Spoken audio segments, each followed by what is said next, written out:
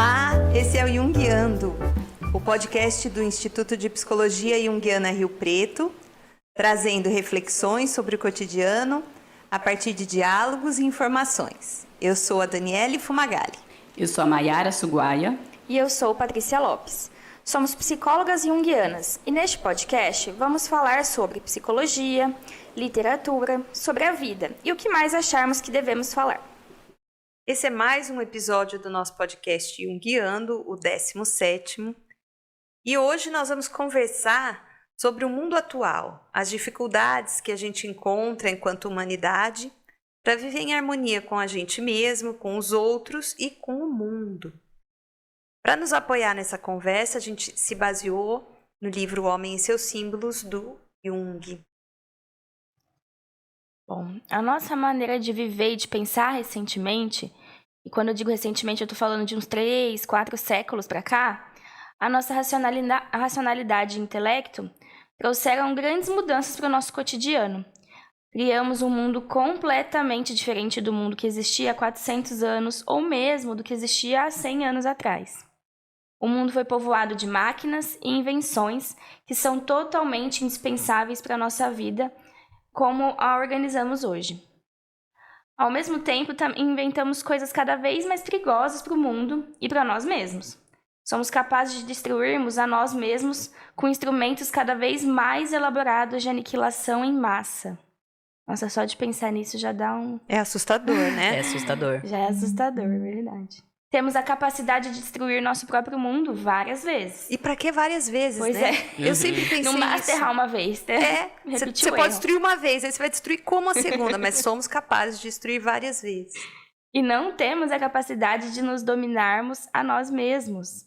E isso pode ser um enorme desastre.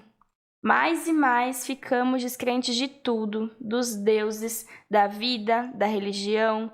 Vemos hoje em dia cada vez mais pessoas se desconectando de suas crenças, como a gente até ter falado num episódio anterior, né? Das crenças anteriores, sentindo um grande vazio. Mas por que será que isso está acontecendo com a gente?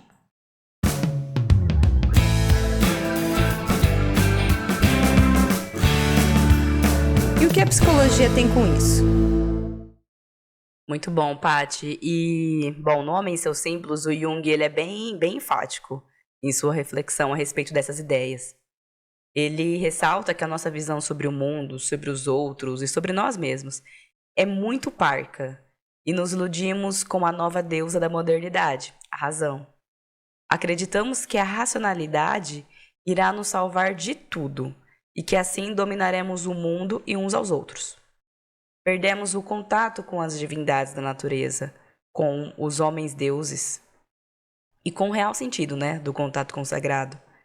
Acreditamos até que essas bobagens sem sentidos, que essas irracionalidades só atrapalham o nosso crescimento intelectual, sem perceber que essa maneira de pensar é, na realidade, o que mais escurece a nossa visão. O nosso desejo de poder nos permite pensar que é natural os homens brigarem com outros homens em busca de provar sua superioridade sobre os outros. Vide guerra na Ucrânia. Nossa incapacidade psicológica de fazer os acordos políticos necessários, mostra o quanto ainda precisamos aprender sobre o que realmente precisamos dominar. Toda mudança precisa começar em algum lugar. E Jung enfatiza que esse lugar é o indivíduo. Pode ser qualquer um de nós. Qualquer um que se dispuser a fazer o necessário para buscar em seu inconsciente algo que possa ser útil a todos. Sabemos que a mente consciente parece incapaz de oferecer uma saída. Pois é. Nem toda religião, nem toda filosofia racionalista, até hoje, tem sido capaz de resolver esses problemas. Porque elas não tratam de resolver os problemas no indivíduo. O Jung reforça que, do seu ponto de vista, a mudança tem que vir do indivíduo. As religiões podem até dizer que o que acontece hoje é que os seus seguidores não fazem o que elas pregam, que não seguem os seus ensinamentos. E é verdade. Até o Dalai Lama comentou, uma vez sobre o cristianismo, que é uma filosofia maravilhosa, pena que os cristãos não fazem o que está escrito lá, né? Amar uns aos outros como a si mesmo. Exato. E mesmo as leis, né? A gente cria as leis tão boas, o SUS é uma lei tão bem formulada, se for ver na escrita, e a gente não consegue seguir. Pois é. Os racionalistas também podem dizer que as pessoas não são inteligentes e sensatas o bastante, né? Porque assim todos os seus problemas iam ser controlados. Mas a gente percebe que não é assim que as coisas acontecem. O Jung até comenta, né, que muitos cristãos perguntam: por que será que Deus não fala comigo como falava com os antepassados, né, lá na Bíblia? Eu não consigo acreditar naquilo que não é provado. A gente está tão embebido de racionalidade que isso nos afastou das nossas respostas. Por que ninguém mais vê Deus, sendo que no passado isso era tão frequente? Segundo Jung, teve um rabi que respondeu essa pergunta dizendo: é que hoje em dia não existe mais gente capaz de se curvar o bastante. Ouch. O Jung fala, ele tem toda a razão. A gente está tão envolvido e encantado com a nossa consciência que esquecemos que Deus fala com a gente através dos sonhos e das visões. Mas hoje em dia a gente acha que tudo isso é uma bobagem irracional. Quantas pessoas, quando a gente pede na terapia para anotar os sonhos, dizem: mas meus sonhos são muito sem pé nem cabeça, só tem bobagem. A gente despreza isso como uma fonte de comunicação. A gente vai se afastando dela.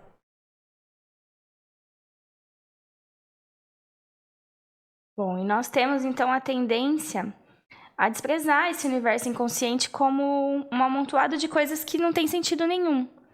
A gente acredita que dominamos o mundo e a nós mesmos com máquinas, remédios, inteligência. E então, subitamente, somos tomados por algum medo irracional.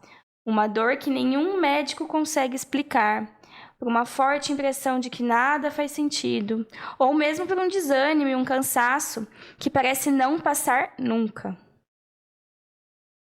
Se na nossa atitude, que é onipotente, estivesse dando resultados, não estaríamos cada vez mais doentes. A gente até comentou no episódio também anterior, né, sobre essa questão de estar constantemente doente e que é um sintoma que está dizendo alguma coisa pra gente.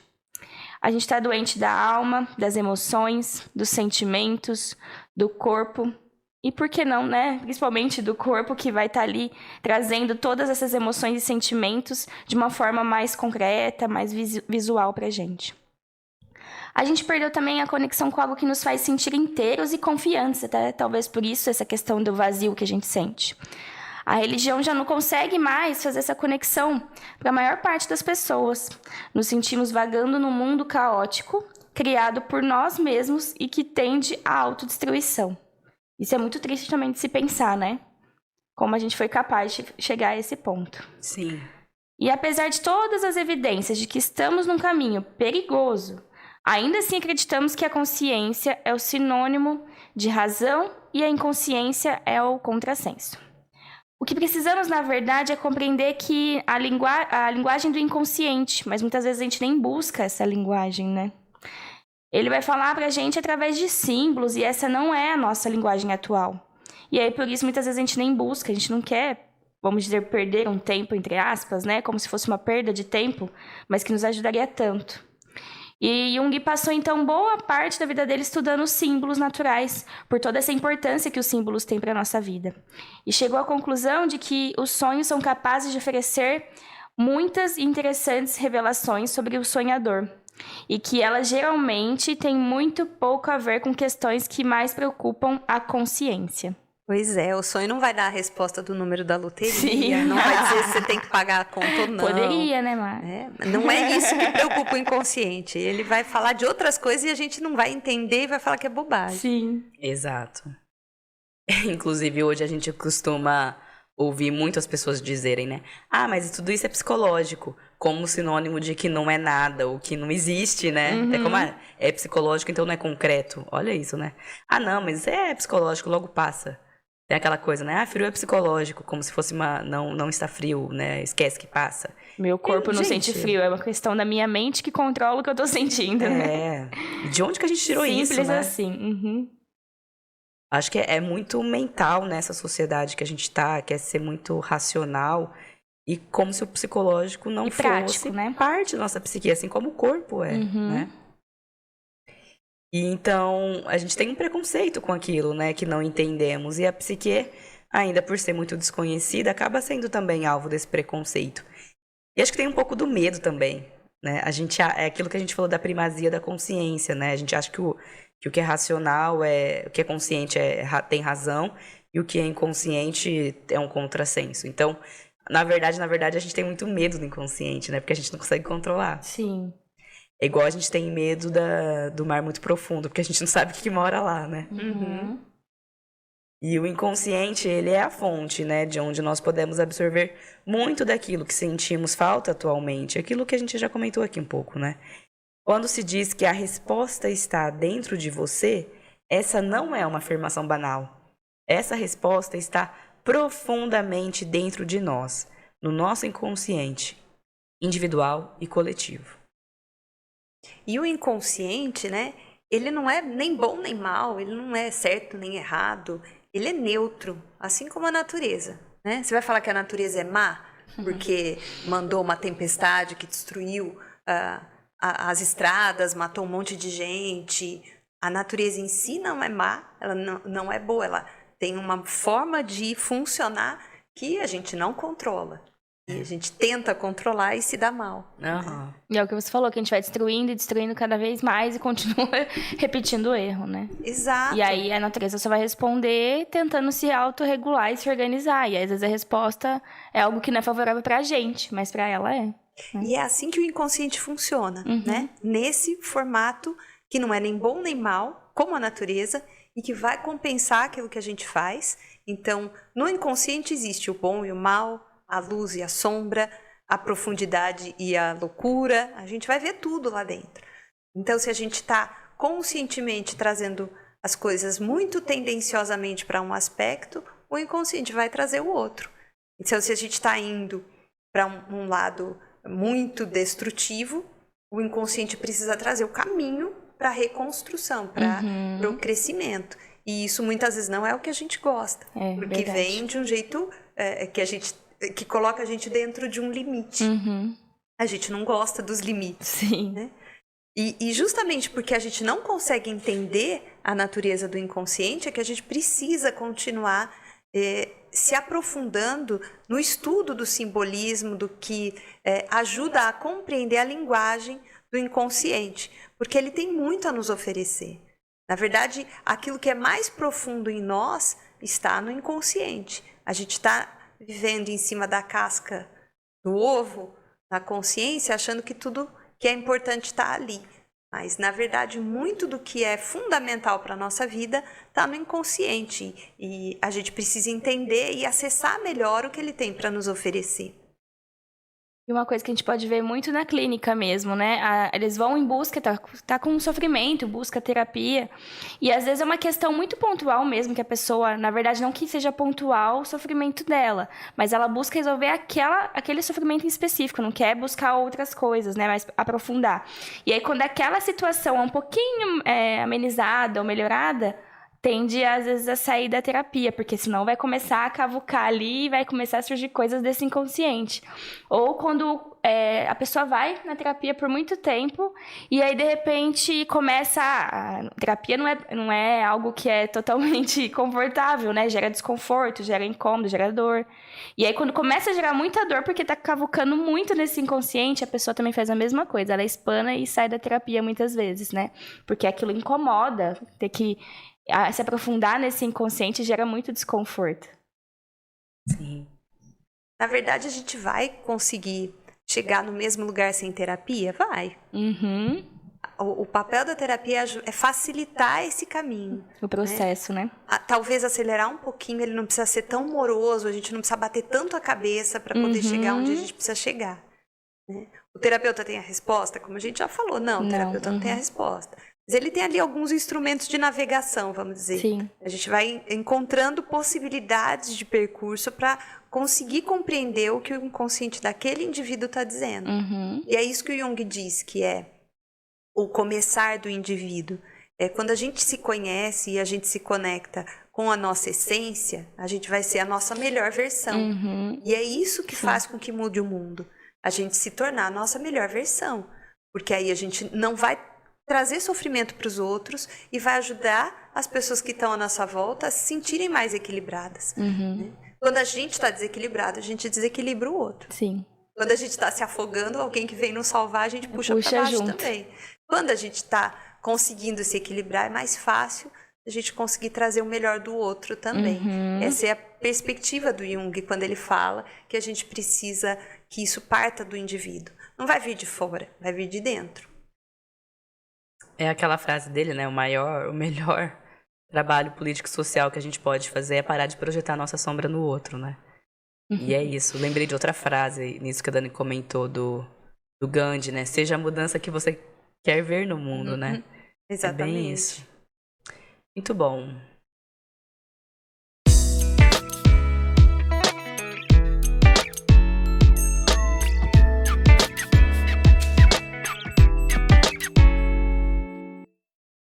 E a nossa dica de hoje é reforçar a ideia de você conhecer o poder do mito do Campbell. A gente reforça essa dica porque é uma outra oportunidade que você tem de conhecer essa entrevista que ele deu para o Bill Moyers.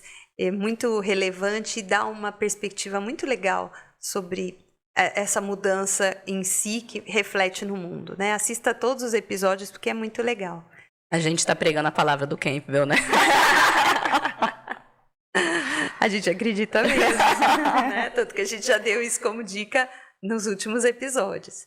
E claro, O Homem e Seus Símbolos, do Jung, que é um livro muito legal, que ajuda a gente a compreender muita coisa. Cada vez que a gente lê, a gente enxerga uma nova perspectiva. Muito legal esse livro. O que isso significa para você?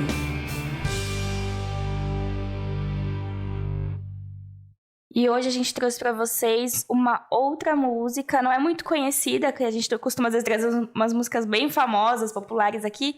É uma cantora que não é tão conhecida no mundo da música, que se chama Flaira Ferro. Não sei se eu falei certo, mas é mais ou menos isso, Flaira Ferro. Se chama Me Curar de Mim. Ela é muito linda, você encontra nas plataformas. É um movimento bem... A gente estava até conversando sobre essa música, né? Ela é um movimento bem reflexivo, ela tem uma melodia bem calma, então ela gera todo um momento de concentração, de reflexão sobre si. Às vezes até dá uma vontadezinha de chorar, porque você começa a escutar e ouvindo ela com aquela voz dela tão suave, assim, né? Gera uma necessidade... não tem como você não parar para pensar um pouco sobre o que ela tá falando. Eu vou ler só um trechinho aqui, para vocês terem uma ideia. O comecinho dela é assim. Só a maldade em crise, tendo que reconhecer as fraquezas de um lado que nem todo mundo vê.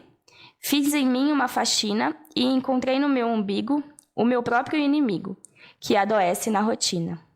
Tem muito a ver, né, com o que a gente estava falando. Muito. E aí ela vai falando, vai trazendo vários elementos que fazem a gente pensar sobre essa crise que muitas vezes a gente vivencia com nós mesmos. Muito bonito.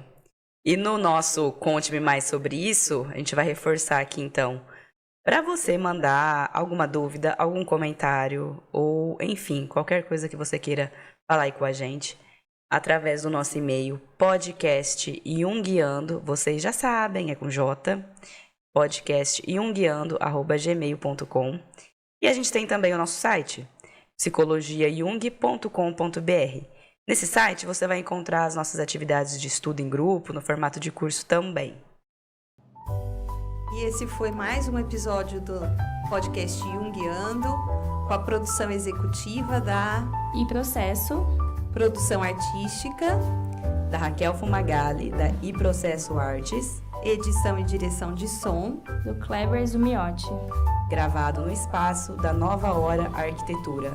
A gente se vê nos próximos episódios. Um abraço e até lá. Até mais, gente. Tchau, tchau. Obrigada. Tchau, tchau.